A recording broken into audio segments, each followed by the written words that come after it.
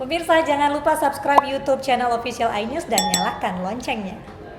Nah Mirsa, kita ke informasi selanjutnya. Siti Raisa Miranda, ini remaja putri asal Banjarmasin, Kalimantan Selatan, ini tertidur pulas selama 9 hari.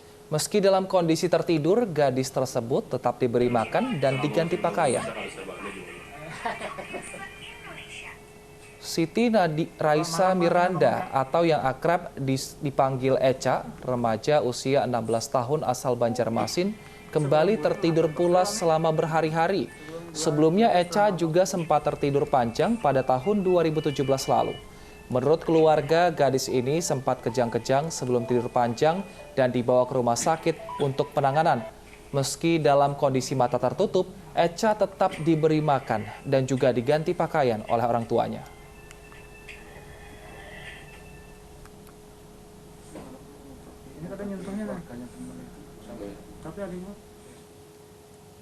Pemirsa, kita akan berbincang mengenai hal ini secara ilmiah dengan Dr. Andreas Prasaja yang merupakan pakar kesehatan tidur. Selamat siang, Dr. Andreas.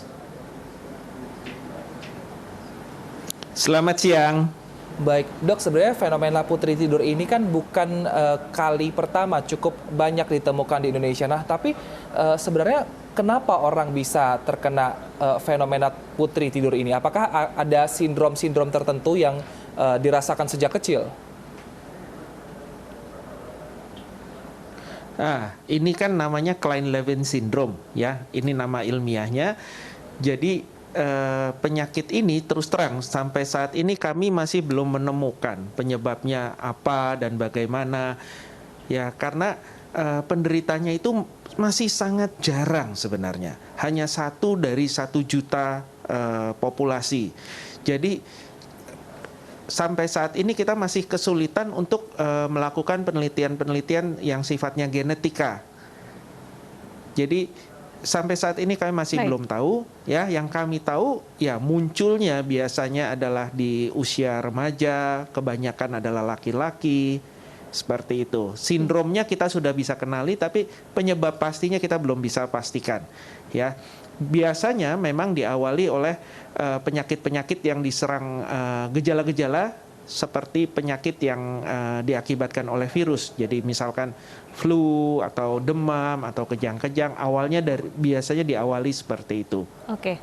Nah, Dokter Andreas, bagaimana membedakan bahwa pasien ini memang mengalami tidur panjang atau dia sebenarnya dalam kondisi pingsan atau bahkan mungkin dalam kondisi kritis? Oh, ya beda sekali, karena kalau dalam posisi tidur kita aja secara orang awam bisa membedakan, ya. Dan pada sindroma putri tidur ini pasien tuh bisa kita bangunkan kok. Dan episodenya itu dia setiap 2-3 bulan muncul, ya. Dia akan tertidur selama beberapa hari. Nah, selama tertidur bukannya tidak bisa dibangunkan, tetap bisa dibangunkan, cuma saat terbangun, ya, kesadarannya itu kayak berkabut. Dia nggak 100% sadar, disorientasi gitu kan. Jadi si pasien biasanya masih bisa makan, bisa ke belakang gitu, masih bisa dituntun. Nah, cuma ya memang kesadarannya berkabut, dan setelah episodenya hilang, ya, setelah beberapa hari, kemudian dia normal aja, nggak ada apa-apa.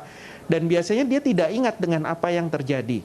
Nah, kalau kita lihat gelombang otaknya, ya, diperiksakan tidurnya dari polisomnografi, itu terlihat bahwa kalau sedang episode, tahap tidurnya dalam, tahap tidur sedangnya juga cukup ada, cuma tahap tidur REM, tahap tidur mimpi akan berkurang. Nah, kita membedakannya dari pemeriksaan itu seperti itu. Tadi kata dokter bisa dibangunkan. Cara membangunkannya seperti apa, Dok? Mengingat kalau untuk Eca ini 9 hari tapi sampai sekarang belum bisa dibangunkan. Ya dibangunkan aja seperti biasa. Ya, cuma sekali lagi kalaupun terbangun, ya, dia tidak dalam kondisi terjaga full, berkabut. Dan dia waktu sudah episodenya selesai pun dia tidak ingat dengan apa yang terjadi pada saat dia tidur terus itu. Lalu bagaimana dengan asupan gizinya kalau gitu, Dok? Apakah bagaimana cara menjaga asupan gizi jika terjadi pada pasien seperti itu? bisa diberi makan kok, seperti ceritanya Echa ini kan masih bisa disuapi, jadi dibangunkan dia setengah-setengah sadar, disuapi makan, dikasih minum seperti biasa, diajak ke belakang untuk membersihkan diri gitu kan, bisa kok. Nah, berarti Jadi seperti orang sleepwalking, seperti orang melindur. Seperti ngigau seperti itu ya, Dok? Iya, persis. Oke. tadi kan dokter bilang sindrom ini bisa datang 2 bulan, 3 bulan kemudian setelah bangun. Berarti ini akan kembali terus terjadi, terulang seperti itu ya, Dok ya? Iya, pada sindroma ini akan berulang biasanya sekitar 20 kali dalam 10 tahun. Ya, kira-kira 2 kali setahun, kira-kira seperti itu. Bisa, dan pemicunya bisa apa saja. Bisa karena ada tekanan psikologis, bisa karena ada tekanan secara fisik, atau pada beberapa kasus tidak ada pemicu sama sekali. Muncul saja episodenya seperti Baik. itu. Oke. Tadi dokter mengatakan bahwa hal ini masih diteliti lebih dalam untuk penyebabnya. Lalu bagaimana untuk terapi ataupun pengobatannya terhadap pasien seperti ini saat ini, Dok? Nah, perawatannya memang ada beberapa obat-obat ya yang sayangnya di Indonesia belum bisa masuk ya, kita belum bisa dapatkan. Tapi pada prinsipnya pada saat episode kita bisa berikan obat-obatan stimulan untuk supaya dia lebih terjaga gitu. Tapi ya lebih terjaga, banyak tidurnya sih tetap.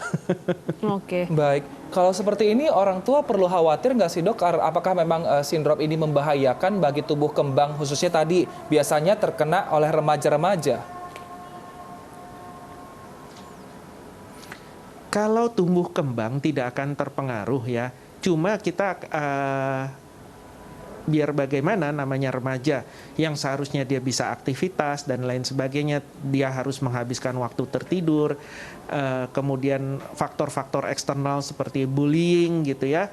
Nah, ini yang bisa menyebabkan tekanan pada si anak secara psikologis, tapi tidak ada yang membahayakan secara fisik. Baik, kalau seperti ini orang tua masih bisakah, tadi di Indonesia kasusnya masih sedikit, lalu kasus seperti ini seharusnya cukupkah ini kasusnya di Kalimantan Selatan, biarkan saja di Kalimantan Selatan, atau perlu dirujuk ke rumah sakit yang lebih memiliki teknologi canggih untuk bisa dipantau keterusannya, Dok? Saya yakin sejawat di sana sudah menangani dengan baik ya, saya yakin sekali ya. Dari simptom saja kita sudah bisa diagnosis ya. Memang ada beberapa diagnosis banding yang mungkin kita harus bedakan seperti narkolepsi atau penyakit-penyakit yang menyebabkan kantuk berlebihan lainnya. Tapi saya rasa sudah cukup, para ahli di sana pasti sudah menangani dengan maksimal. Oke. Dokter Andreas, apa pertolongan pertama yang harus dilakukan oleh orang tua jika mungkin mendapati anaknya mengalami putri tidur? Pertolongan pertama adalah terutama memberikan asupan yang harus selalu cukup. Jadi ya jangan dilupakan, dibangunkan sesekali, diajak makan, minum ya, kemudian diajak ke belakang untuk buang air seperti itu. Dan tetap dibimbing, karena kesadarannya waktu terjadi episode kesadarannya berkabut, kita harus membimbing jangan sampai terjatuh atau apa, seperti itu saja. Baik, terima kasih Karena Dr. Andreas. setelah beberapa hari kan akan hilang.